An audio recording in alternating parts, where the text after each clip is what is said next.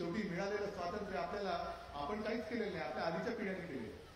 पण त्यांनी जर का बलिदान देऊन कष्ट करून आपल्याला स्वातंत्र्य मिळवून दिलं तर आपलं कर्तव्य नाही स्वातंत्र्य टिकवायचं. मी गेल्या वेळेला आलो होतो रायगडमध्ये, कारण आपली युती होती. मी त्यावेळेला मोदीजींचा प्रचार केला होता. पण मी असं कधी म्हणत नाही की मी प्रचार केला होता म्हणून मोदीजी पंतप्रधान झाले. पण 2014 साली आम्हाला अनुभव आला, 2019ला अनुभव आला. लोकसभा आल्यानंतर तुम्ही आम्हाला मस्का लावता. 2014 मध्ये सुद्धा साधारणतः जूनच्या पहिल्या आठवड्यामध्ये मोदीजींनी शपथ घेतली. केवढा तो एक स्वप्नव्रत वाटणारा क्षण होता.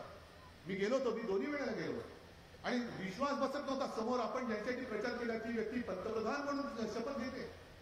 राष्ट्रपतींकडे गेलो होतो, प्रणव मुखर्जींकडे. आज माझा तुम्ही पक्ष चोरला, या तुमच्या गाववाल्यांनाच विचारा, माझा पक्ष देऊन टाकला. अरे लायकी नाही तुमची, या सगळे जे माझं वैभव आहे ना ते दुसऱ्याला देण्याची तुमची लायकी नाही, पात्रता नाहीये. पण प्रणव मुखर्जींकडे मला घेऊन गेले होते पाठिंब्याच्या पत्रावरती सही करायला. त्याच्यानंतर कोविंद होते, त्यांच्याकडे घेऊन गेले होते. पण 14 साली मे जून पर्यंत आम्ही हिंदू होतो.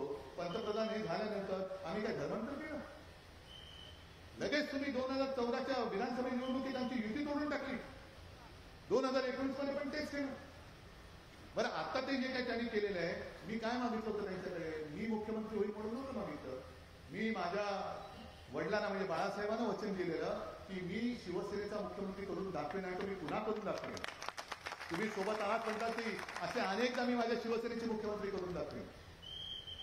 आणि सगळं ठरलं 2.5 वर्षाचं.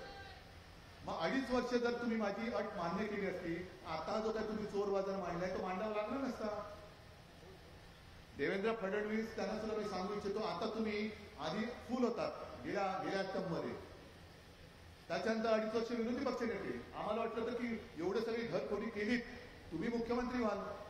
पण तुम्हाला केला अर्ध मुख्यमंत्री. आता तर पाव उपमुख्यमंत्री, पाव उपमुख्यमंत्री. अरे दिमागदारपणाने मुख्यमंत्री म्हणून 2.5 वर्ष भोगली असतील ना, कशाला चोरी केलीत तुम्ही? पण खोट्याच्या कपाळी सोटा आपल्याला घाला